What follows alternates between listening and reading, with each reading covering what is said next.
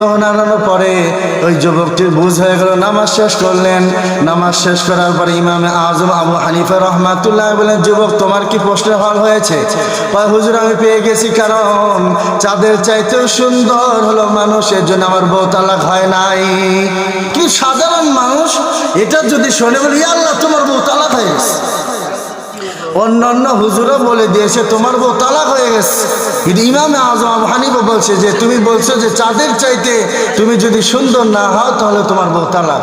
সেই ক্ষেত্রে যেহেতু চাঁদের চাইতেও আল্লাহ তাআলা মানুষকে সুন্দর করেছেন, সুন্দর করে সৃষ্টি করেছেন, এই জন্য বউ কি হবে না, তালাক হয় না। এই জন্য মুহতারাম হাজিরিন, কোরআন বুঝতে হবে, হাদিস বুঝতে হবে। আল্লাহ তাআলা এই আয়াতের মধ্যে বলছে ইয়াকা না'বুদু ওয়া ইয়াকা নাস্তাঈন, কেন তোমরা ইবাদত করবে? আল্লাহ তাআলা একমাত্র ইবাদত করো, কারণ দুইটা শর্তে। তিনি হলো তামাম দুনিয়ার মালিক, আর মালিকের কথা মতো যদি গোলাম কিংবা কোনো গোলাম যদি না চলে তার চাকরি থাকে না। থাকে না ভাই? থাকে না? থাকবে না?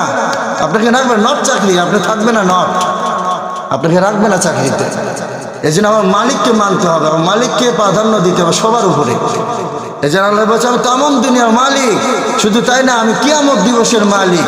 এই জন্য তোমরা আমার কাছে আমার ইবাদত করো, ইয়াকা না'বুদু, আমার ইবাদত করতে তোমরা বাধ্য।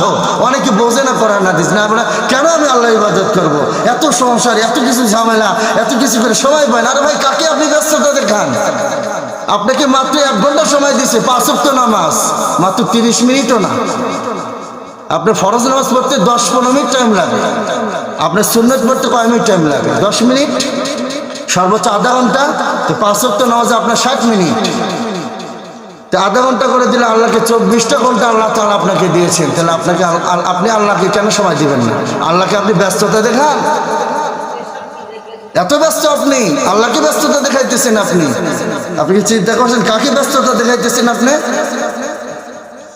আল্লাহ তাআলাকে ব্যস্ততা দেখে আমরা সংসার এই সেই অমুক তমুক নানান কিছু অজুহাত দিই, আমরা নানান কিছু বলি। কাকে অজুহাত দেখান আপনি? 24টা ঘন্টা দিচ্ছেন আল্লাহ তাআলা আপনাকে, মাত্র 5 ওয়াক্ত নামাজ দিচ্ছেন। আর 5 ওয়াক্ত নামাজ পড়ার সময় আপনার হয় না। মৃত্যুর পরে কি পড়বেন? আপনি মৃত্যুর পরে পড়বেন?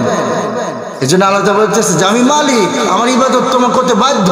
ইয়াকা না'বুদু ওয়া ইয়াকা নাস্তাঈন, কেবল একমাত্রই আপনি ইবাদত করি। বান্দা তোমরা বলো আল্লাহ একমাত্র আপনারই ইবাদত করি, ইয়াকা নাস্তাঈন, একমাত্র আপনার কাছেই সাহায্য প্রার্থনা করি, আর কারো কাছে না। আর মালিক যে উনি সৃষ্টি করছে, ওনার কাছেই ইবাদত করতে হবে, আবার ওনার কাছেই সাহায্য চাইতে হবে।